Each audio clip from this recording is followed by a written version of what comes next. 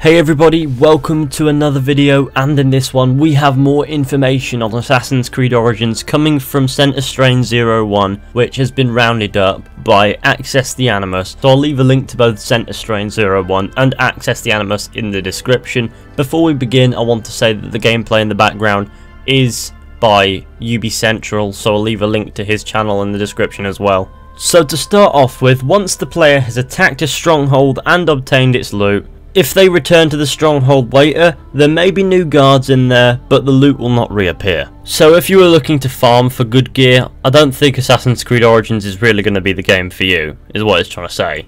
I suppose this makes sense as it adds a bit more of a natural way to finding things as opposed to just farming for it because the location will restock with its loot eventually. You have to go about the world and find everything organically. Next up, it will not be possible to fight with the Hidden Blade. Now this is a shame because I wanted to fight with the Hidden Blade, to be honest. I personally used to love fighting with the Hidden Blade, but I suppose I couldn't see it happening in Origins for whatever reason. It doesn't look like it would work, but I mean, obviously I haven't seen them try to make it work, so I would think that.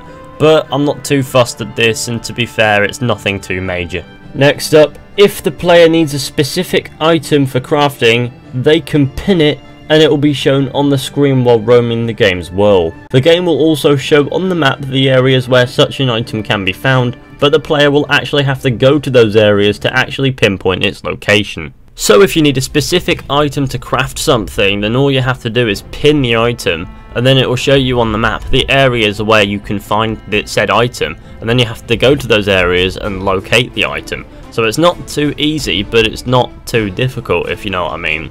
Next up, it is possible to use weapons in the loading screens. Now that's a fun little detail that I'm sure I'm going to have fun messing with. And next we have some good news.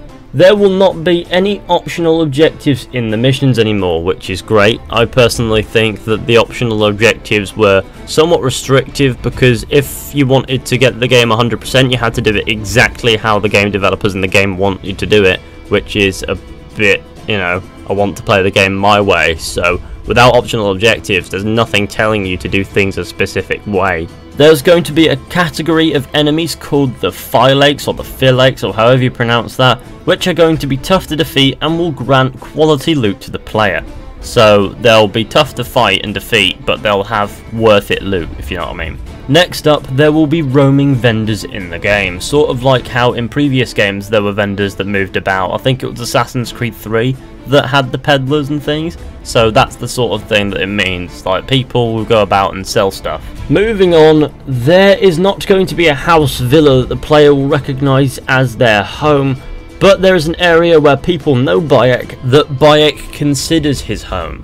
So in the game, Bayek does not have a specific residence is what it's trying to say, so I'd imagine that he has an area, like it says, where you can just go and nobody there's hostile, you can consider it your home and stuff, and you can chill out. There'll probably be like a chest there where you can store the gear that you don't want to carry on you, and things like that. Moving on, there is not going to be a button to pet cats. When a cat is around the players, they will have to go into stealth mode and stand still, close to the cat.